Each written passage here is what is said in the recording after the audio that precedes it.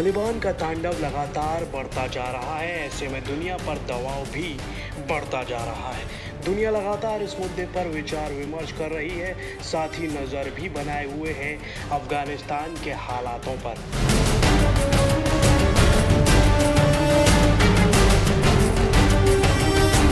इसी के चलते G7 ग्रुप हो या फिर ब्रिक्स या फिर बात करें UNHRC की, तो सभी अपने अपने स्तर पर बातचीत और समस्या का हल खोजने में लगे हुए हैं।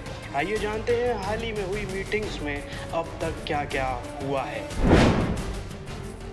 अफगानिस्तान में तालिबान के कब्जे को लेकर मंगलवार को अहम G7 की मीटिंग हुई।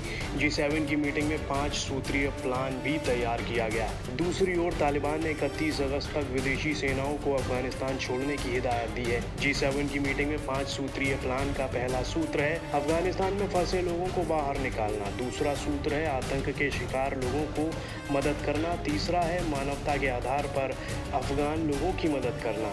चौथा सूत्र है अफगानिस्तान के लोगों को कानूनी रूप से सुरक्षित जगह पहुंचाना। पांचवा सूत्र है अफगानिस्तान में नई सरकार के साथ डील करने की साफ नीति बनाना। तो वहीं अफगानिस्तान पर तालिबान के कब्जे के बाद वहां की हालात पर चर्चा के लिए संयुक्त राष्ट्र मानवाधिकार परिषद की तरफ से मंगलवार को एक खास सत्र का आयोजन हुआ। इस सत्र में भारत ने कहा कि अफगानिस्तान का पड़ोसी होने के नाते वहां की हालत हमारे लिए गहरी चिंता का विषय है।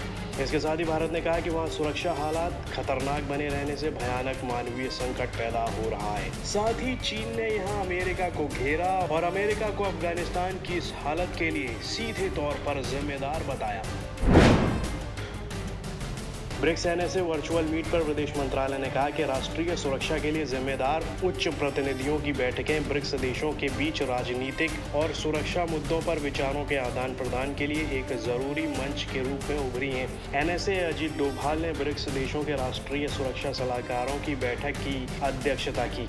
विदेश मंत्रालय ने बताया कि भारत ने बैठक के दौरान सीमा पार आतंकवाद और लश्कर-ए-तैयबा और जैश-ए-मोहम्मद जैसे समूहों की गतिविधियों का मुद्दा उठाया, जिन्हें राज्य का समर्थन प्राप्त है और शांति और सुरक्षा के लिए ये खतरा हैं।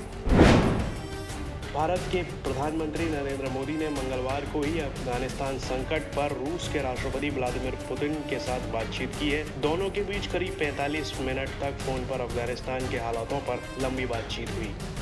अफगानिस्तान के हालात में भारत के लिए जिस तरह की कूटनीतिक चुनौतियां पैदा की हैं, उससे निपटने में सरकार ने पूरी ताकत झोंक दी है। संयुक्त राष्ट्र में भारतीय दल से लेकर यहां विदेश मंत्रालय का हर विभाग हालात को संभालने और भारतीय हितों की रक्षा सुनिश्चित करने में जुटा है। प्रधानमंत्री कार्यालय भी इस मामले में बड़ी जिम्मेदारी निभा रहा है।